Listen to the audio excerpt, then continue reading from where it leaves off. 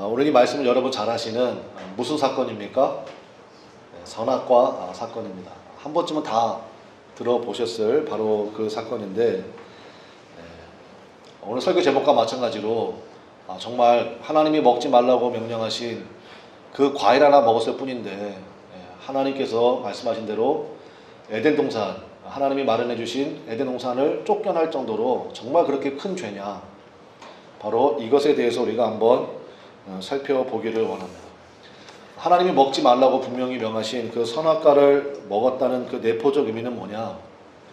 그 의미는 더 이상 하나님이 내 하나님이 아니고 내가 하나님이라는 선언이기 때문에 이 사건이 대단히 중요한 것입니다.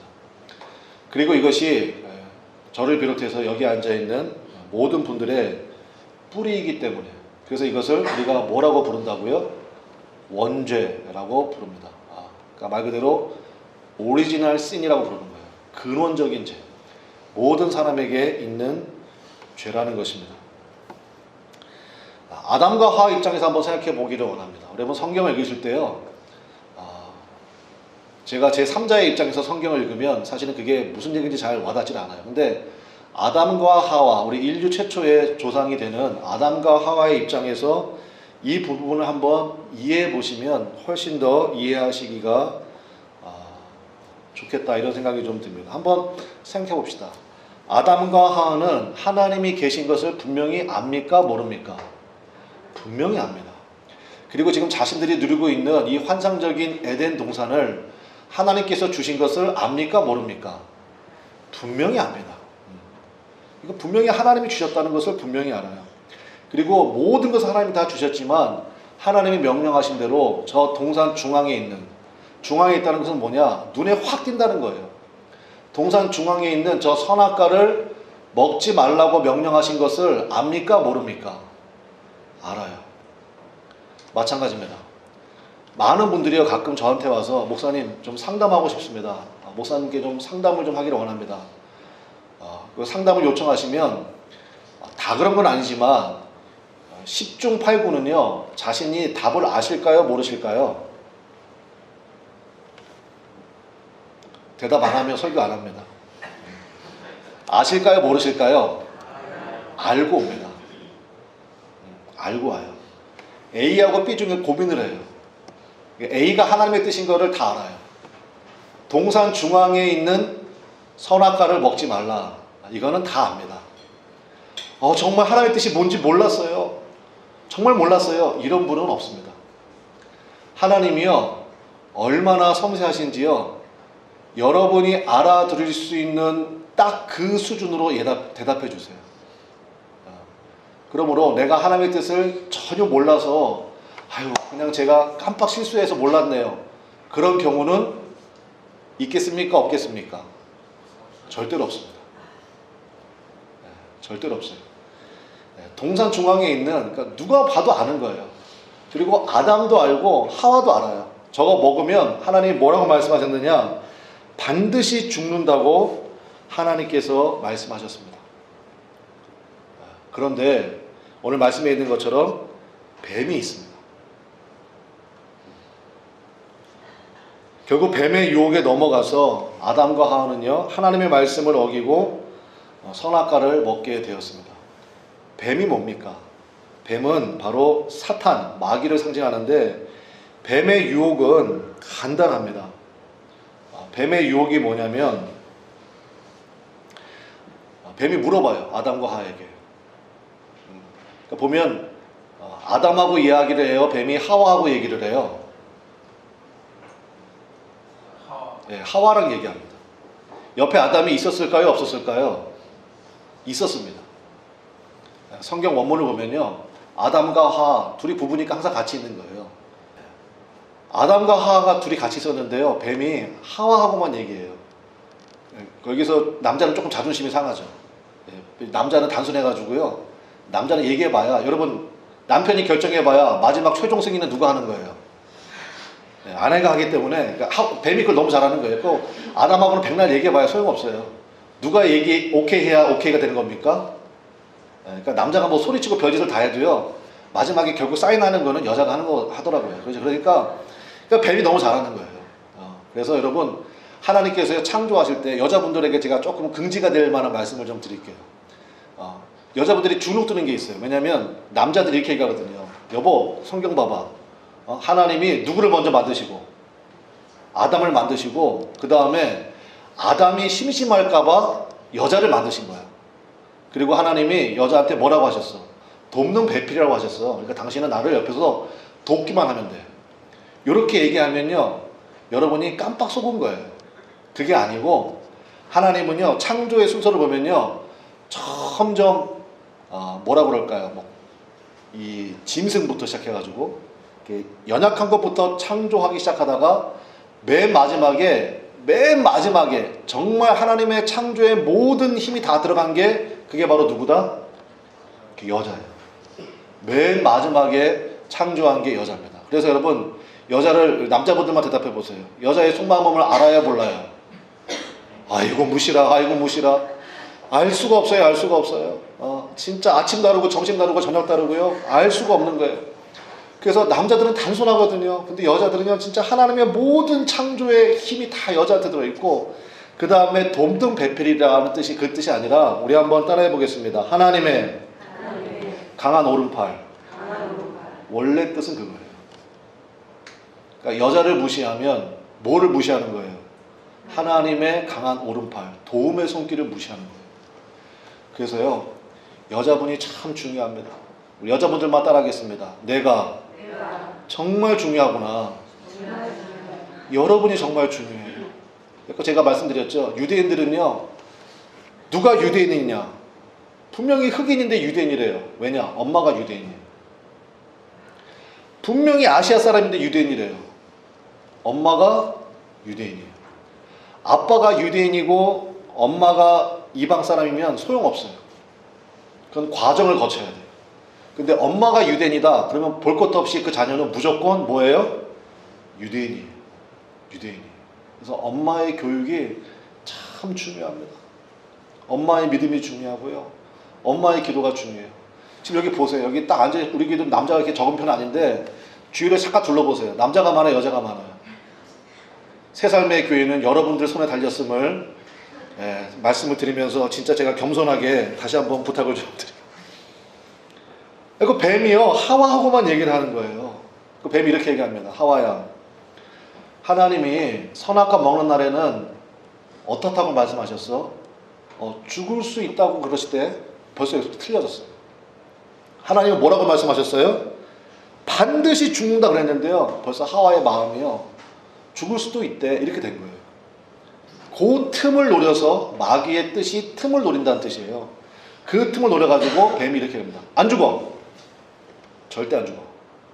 그리고 하나님이 금하신 이유는 너희가 그것을 먹으면, 따라해 보겠습니다, 하나님처럼 하나님같이 되기 때문에 하나님이 금하신 거야.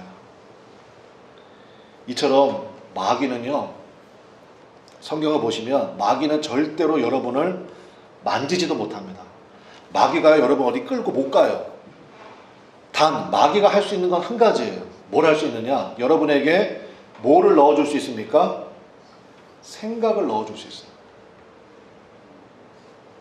예수님의 십자가 사건 이후에 마귀는 절대로 여러분을 손끝 하나 머리카락 하나를 만지지 못합니다. 절대 못 만지니까 여러분 두려워하지 마십시오. 근데 정말 두려운 것은 뭐냐? 마귀가 우리에게 뭘 넣어준다고요? 생각을 넣어줘요. 생각을 넣어줍니다. 그러니까 아담과 하와의 실패는 마귀의 생각을 받아들였기 때문에. 우리 화면에 제가 준비한 말씀 하나 있는데 한번 읽어보실까요? 다 같이. 잠언서 4장 23절 말씀이에요. 우리 한번 다 같이 읽어보겠습니다. 시작. 모든 지킬 만한 것 중에 더욱 네 마음을 지키라. 생명의 근원이 이에서 남이니라. 아멘. 지켜야 될 것들이 많이 있습니다. 여러분의 자녀도 지켜야 되고요. 또 요즘에 뭐 미세먼지 이런 게 심하다면서요. 그 마스크도 써야 되고. 그 다음에 여러분의 소중한 재산도 지켜야 됩니다. 건강도 지켜야 되고요. 그런데 모든 지킬 만한 것 중에 더욱 지켜야 되는 게 있대요. 그게 바로 뭐라고요? 여러분의 마음이에요. 원문을 보면 이성이라는 단어가 들어있습니다. 여러분의 생각이라는 뜻이에요. 더욱 여러분의 생각을 지키십시오. 왜냐? 이 생각에서부터 뭐가 나온다고요? 생명의 근원이 나온다. 그래서 여러분, 여러분이 자기도 모르게 혼자 하는 말이 있죠? 이거 참 중요합니다. 자기도 모르게 혼자 하는 말이 있어요. 아휴, 살아 뭐해? 아휴, 사는 게 죄야. 진짜 사는 게 죄가 돼요, 그러면요. 나 같은 거는 그냥 죽어버려야 돼. 그렇지 않습니다. 여러분, 여러분의 마음을, 여러분의 생각을 잘 관리하시기를 주님의 이름으로 간절히 축원합니다. 우리 옆에 사람 악수하고 한번 축복해 줍시다. 너는 귀한 사람이야. 해보세요. 당신은 귀한 사람이에요. 다시 한번. 당신은 하나님의 자녀입니다. 해보세요. 정말이에요. 정말이에요. 그런 얘기 들어보셨어요? 그 유명한, 저 전라도인가 어디 가면요, 사람들이 그렇게 많이 자살하는 바위가 하나 있대요. 바위. 거기서 사람들이 많이 떨어져 죽는데. 그래서 너무 안타까운 마음에 어떤 사람이 그 바위에다가 글을 새겼어요. 다시 한번 생각해봐. 이거 새겼어요. 근데 어떤 사람이요, 아닌 게 아니라 죽으러 올라갔어요. 그래, 나 같은 건 마귀가 넣어준 생각 그냥 받은 거예요. 이것도 안 되고 저것도 안 되고 나 같은 건 죽어야 돼. 그래가지고 딱 바위에 올라갔는데 막상 죽으려니까 너무너무 두려운 거예요. 너무너무 무서운 거예요. 그래, 용기 내서 살아야겠다. 그리고 딱 돌아섰는데 뭘 봤어요? 다시 한번 생각해봐. 여러분, 그것도요, 타이밍이 중요해요. 타이밍이. 예. 다시 한번 생각해봐. 그래서 떨어져 죽었다는, 뭐 지어낸 얘기겠죠. 지어낸 얘기겠지. 근데 아무튼 이 타이밍이 중요하다고요. 여러분, 이왕 주님 앞에 오셨으니까 이 시간 하나님께서 내게 주시는 말씀을 여러분 마음속에 잘 받으시기를 바랍니다. 결국 선악과를 먹었다는 것은 뭐냐? 세 가지 의미가 있어요. 첫 번째는 뭐냐?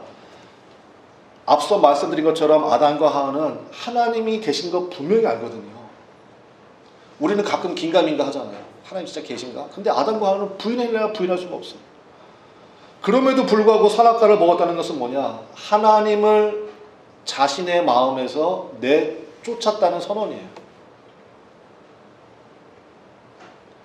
하나님을 하나님으로 인정하지 않는 죄란 말입니다. 결국 자기가 주인 되고 자기가 왕이 되어서 내 마음대로 하겠다는 선언이 바로 선악과 사건이에요. 그래서 이거는 단순히 과일 하나, 야, 하나님 너무 하신 거 아니냐? 어떻게 과일 하나 먹었다고 하나님 이렇게 쫓아낼 수 있냐? 하나님 그렇게 까탈스러우시냐? 그 차원이 아니에요. 분명히 하나님의 뜻인 것을 알아요. 일로 가면 망한다는 것을 분명히 알아요. 그래도 가는 거예요. 아, 내가 그러지 말아야지. 그런데 또 그렇게 하는 거예요. 이사야 선지자가 탄식하면서 얘기하는 것처럼 개가 그 토한 음식을 다시 주워 먹는 것처럼 너희가 어찌하여 습관적인 죄, 반복된 죄에 그렇게 파묻혀 지내느냐. 이사야 선지자의 탄식이거든요. 여러분, 그렇지 않습니까? 그래, 내가 그러지 말아야 되는데, 내가 조금 더 참았어야 되는데, 이게 하나님의 뜻인데, 아, 주일날 하나님 앞에 성별된 시간이야. 온전히 하나님 앞에 예배 드려야 돼. 그래, 예배 드리는 게 하나님이 기뻐하시는 일이야. 기도해야지. 이게 어려워요? 여러분이 몰랐던 얘기입니까? 다 알잖아요. 다 아는데 안 해요. 그게 바로 우리의 뿌리란 말입니다. 그래서 그것을 원죄라고 부른다. 하나님을 내 마음에서부터 쫓아낸 결과가 선악과라고 그랬습니다. 그런데 계속 그렇게 살다 보면요, 결국에는 어디로 가느냐? 여러분, 제가 여러분에게 문제를 한번 내볼게요. 하나님은 온 우주에 충만하십니다. 그렇죠? 근데 하나님이 딱 안 계신 곳이 한 군데가 있어요. 그게 어딜까요? 지옥이에요. 그러니까 하나님을 내 마음에, 여러분, 교회를 다니고 안 다니고의 문제가 아니에요. 교회를 아무리 다녀도요, 내 마음에 하나님을 왕으로 모시지 않고, 그 하나님을 내 마음의 주인으로 모시지 않고 내 하고 싶은 대로 다 살아요. 내 승질대로 살아요. 내 기분대로 살아요. 하나님 없이 산 거예요. 하나님 없이 그렇게 사는 사람이 마지막에 가는 데가 어디입니까? 그게 지옥이에요. 하나님이 나를 지옥에 보내시는 게 아니에요. 내가 지옥을 선택해서 가는 거예요.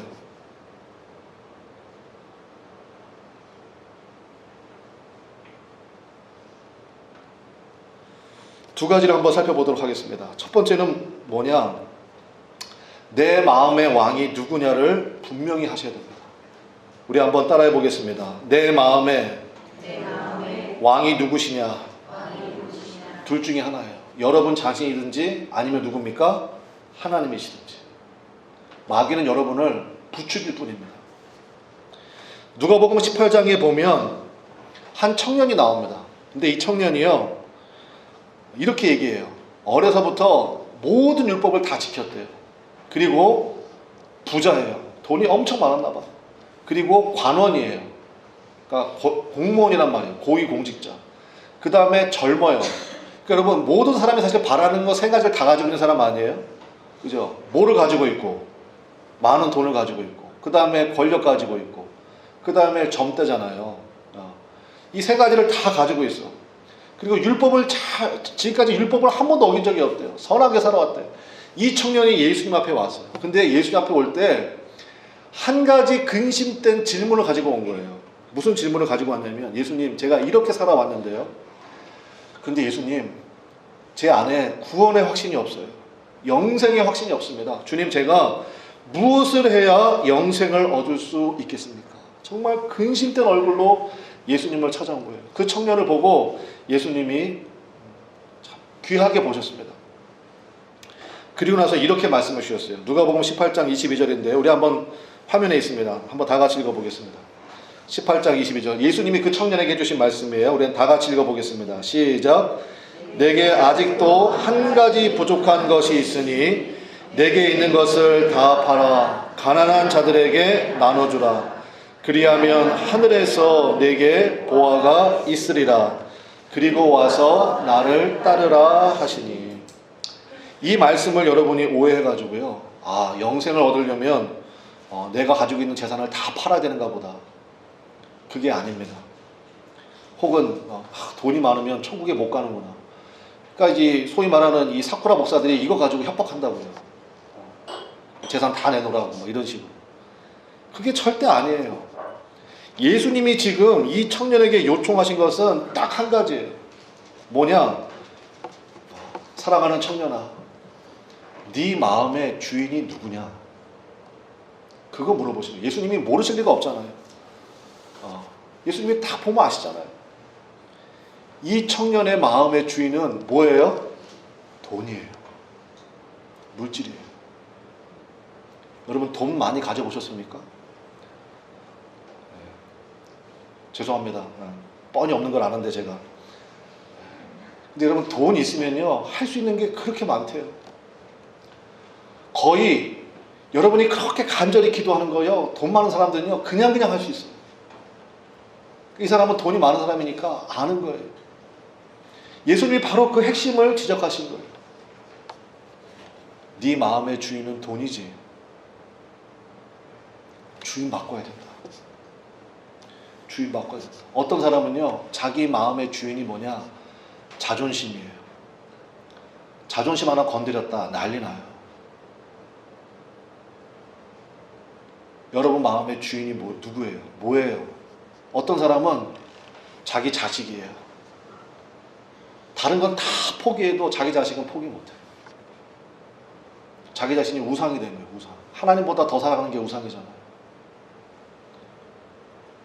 오늘 예수님이 여러분에게 동일한 질문을 던지시는 거예요. 너희가 구원을 얻기 위해서 나에게 왔느냐? 그런데 너에게 아직 한 가지 부족한 것이 있다. 근데 이 한 가지가 사실은 전부예요. 네 마음의 주인이 누구냐? 여러분, 이 질문에 대해서 제 마음의 주인은 오직 예수님이십니다. 이렇게 여러분 확실하게 말씀하실 수 있으십니까? 내 마음의 주인은 오직 예수님입니다. 그러면요, 더 이상 할 얘기가 없어요. 근데 이 청년은요, 다른 사람들은 몰라요. 지금 이 두 사람이 무슨 얘기를 하는지.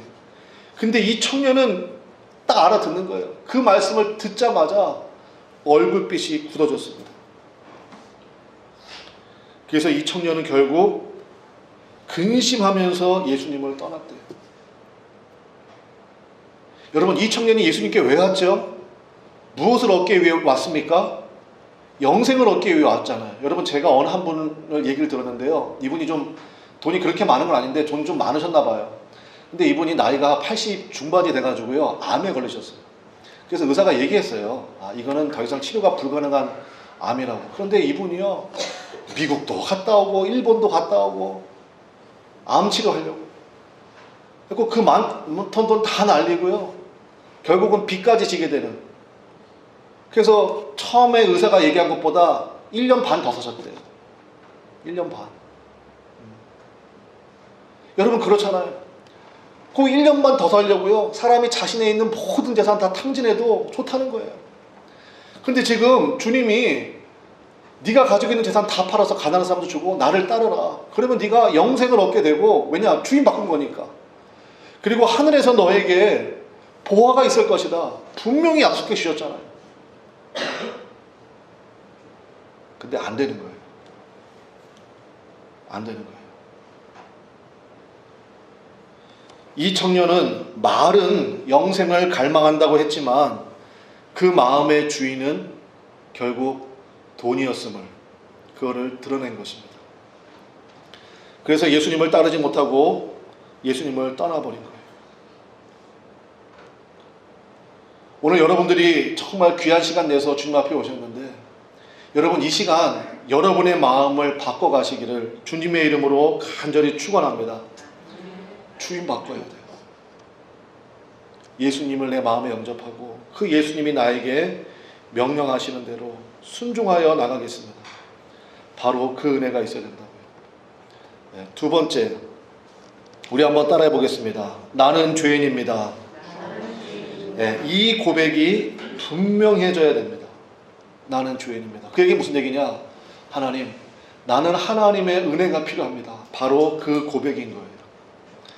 그때부터 엄청난 은혜, 구원의 역사가 시작이 됩니다. 그때부터예요. 그때부터. 나는 은혜가 필요한 사람입니다. 이 청년의 고백에서 알 수 있듯이 율법을 지킨다고요, 절대로 천국에 가지 못합니다. 우리식으로 얘기하면요, 착하게 사는 것으로는 절대로 구원에 이룰 수 없다, 그 얘기예요.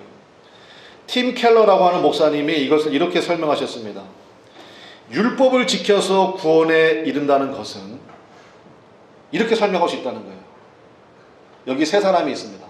근데 이 세 사람이 태평양을 건너가야 되는데 수영을 해서 건너가야 된다. 이거하고 똑같다는 거예요. 착하게 살면 천국 간다. 바로 그 시도가 내가 수영해서 태평양을 건너가겠다는 거하고 똑같은 거예요. 근데 세 사람이 있는데요, 한 사람은 수영을 전혀 못해. 맥주병이에요. 한 사람은 수영을 좋아해. 또 잘해요. 마지막 세 번째 사람은 국가대표 수영선수예요. 자, 제가 여러분께 여쭤볼게요. 세 사람 중에서 수영을 아예 못하는 사람, 수영을 좋아하고 좀 잘하는 사람, 수영 국가대표 선수, 셋 중에 수영을 해서 태평양을 건너간 사람은 누구일까요? 있을까요? 없을까요? 없지요. 있을 수가 없습니다. 있을 수가. 이것이 바로 율법을 지켜서는 절대로 구원에 이룰 수 없다는 바로 그 의미입니다. 우리들에게 주신 놀라운 성경의 선언이 있습니다. 이건 정말 복음 중에 복음이에요. 자, 우리 마지막 말씀이니까 우리 한번 같이 읽어보겠습니다. 로마서 3장 10절 말씀이에요. 다 같이 한번 읽어보겠습니다. 시작. 의인은 없나니 하나도 없습니다. 이것이 성경의 선언이라고. 이거는 절망이 아니라 복음 중에 복음이에요. 그게 무슨 얘기냐? 의인은 없나니, 몇 명도 없어요? 한 명도 없어요. 이걸요, 아이고 내가 하나님 앞에 들켰네, 이게 아니라, 우리 한번 따라해 보겠습니다. 하나님이 나를 아시는구나. 내가 뭐라는 걸요? 죄인이라는 거. 야, 하나님이 내가 죄인인 걸 아시네.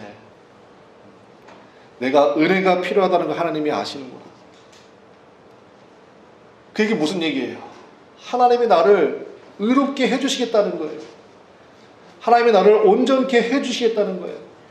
그래서 여러분, 내가 죄인임을 깨닫는 순간이요, 예수님의 십자가의 은혜가 보이기 시작하고 예수님에 대한 갈망이 깊어집니다.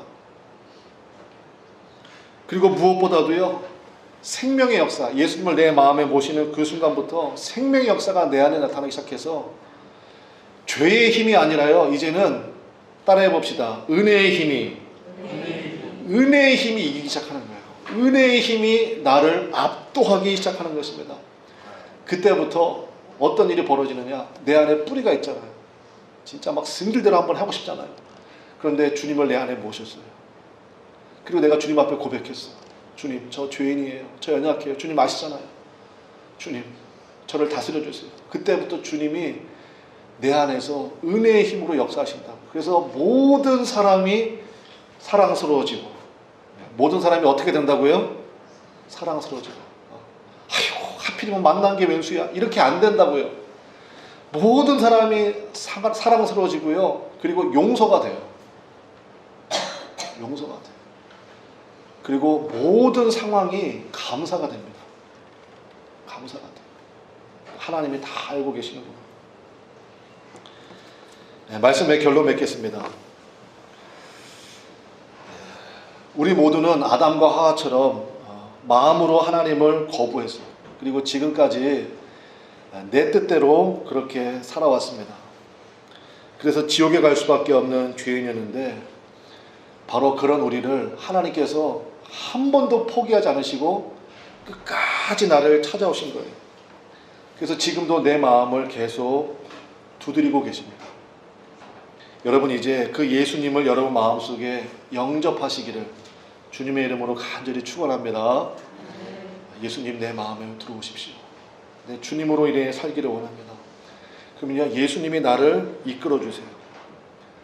그때부터 주님께서 역사하시는 귀한 은혜가 시작되는 겁니다. 예수님이 여러분에게 이 시간도 딱 한 가지만 요구하십니다. 뭘 요구하시느냐? 사랑하는 아들아, 사랑하는 딸아, 너의 마음을 나에게 줄 수 없겠니? 너의 마음을 나에게 줄 수 없겠니?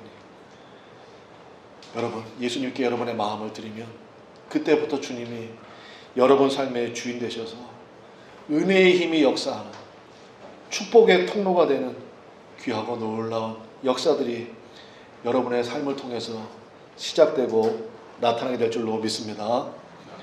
여러분, 날마다 그것만 점검하십시오. 내 마음의 주인 되시는 주님, 내 마음을 온전히 주께 드립니다. 주님만 바라봅니다. 그리고 항상 그 마음을 점검하세요.